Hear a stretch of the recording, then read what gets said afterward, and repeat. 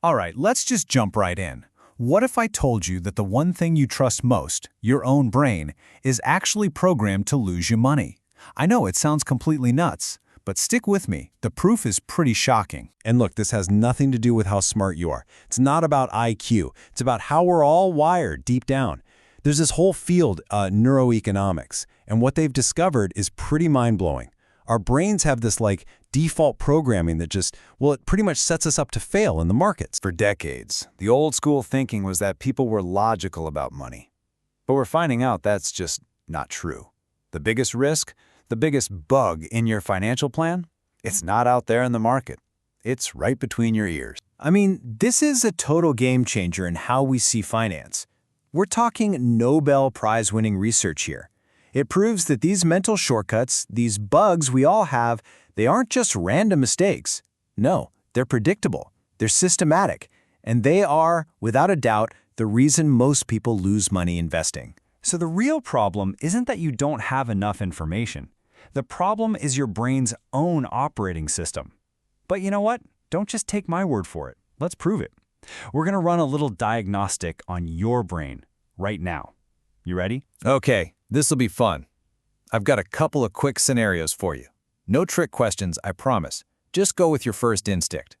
So, first up, let's talk about Linda. So get a picture of Linda in your head. You know, her personality, her values, the causes she's passionate about.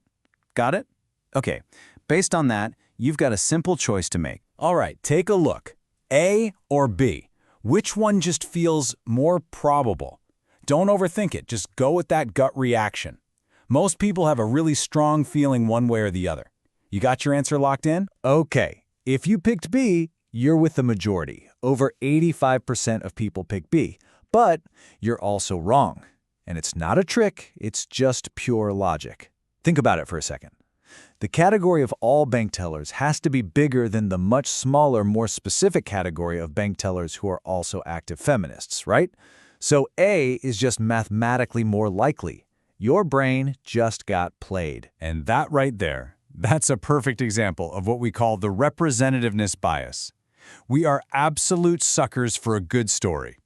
The description of Linda just felt so much like our idea of a feminist that our brain tossed logic right out the window. Okay, let's try another one. This next one, it's even more clever. Okay, first, I just want you to think of the last 2 digits of your phone number. Don't say them, just picture that number in your head. Could be 15, could be 99, whatever. You got it? Good. All right, now for part 2. And don't you dare Google this. Just give me a quick guess. How many villages are in the province of Ardahan in Turkey? What's the first number that pops into your head? Just a quick gut feeling guess. Okay, ready for the reveal? This is so wild. Study after study shows that if your phone number ended in a low number, like 10 or 20, you probably guessed a much lower number of villages. If it ended in a high number, like 80 or 95, you guessed way higher. That totally random, completely unrelated number from your phone, it secretly became an anchor that pulled your guess up or down, and you probably didn't even feel it happen. So, we've got the representativeness bug and this anchoring bug. And believe me, these aren't just fun little brain teasers. When you take these glitches into the real world of investing, well, that's when they can cost you a lot of money. Let's break down exactly how that works. So how does something that seems so harmless, like a mental shortcut, turn into a total disaster for your portfolio? Well, it's what happens when these brain bugs collide with the chaos of the market. It sets off a super predictable and pretty painful emotional ride for almost every investor. I bet this looks familiar to a lot of you. You buy something, it goes up, you feel like a genius, then it hits a peak price and you're on top of the world. But then it starts to dip, and what does your brain do? It anchors to that peak price. That peak becomes the new standard, and every single dollar it drops from there feels like a direct personal failure. That's when the anxiety kicks in, which turns into full-blown panic. And what do? You sell. Right at the bottom. You know, your brain is amazing at turning something complicated, like driving a car, into just a reflex, right? It builds these automatic shortcuts. The problem is, it tries to do the exact same thing with trading. But here's the catch. The market is not a reliable car. It's more like a car where the steering is broken. You turn left, maybe it goes right, maybe it goes straight. The gas pedal's totally wonky. And that reflex, the very thing that makes you a great driver, makes you a horrible trader. So here's the bottom line. In a machine that's this broken, you can't trust the gas, you can't trust the steering. There is only one part that you can count on to work every single time, and that's the brake. In the world of investing, your brake is your stop loss. It's the only thing that can save you from your own brain. Okay, so if our brain is fundamentally the problem, what do? I mean, we can't exactly get a brain transplant, right? But there is something much smarter we can do. We can build a system designed specifically to bypass the buggy, emotional parts of our mind. The whole secret, the entire trick, is to separate the planner from the feeler. You need to make your big decisions when you're calm, cool, and collected. You have to do it before your emotional, buggy brain gets a chance to jump in the driver's seat. And the fix can be really, really simple. It's this.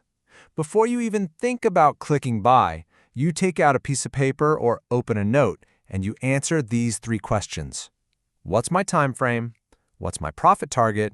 And, this is the most important one, what is my non-negotiable stop loss?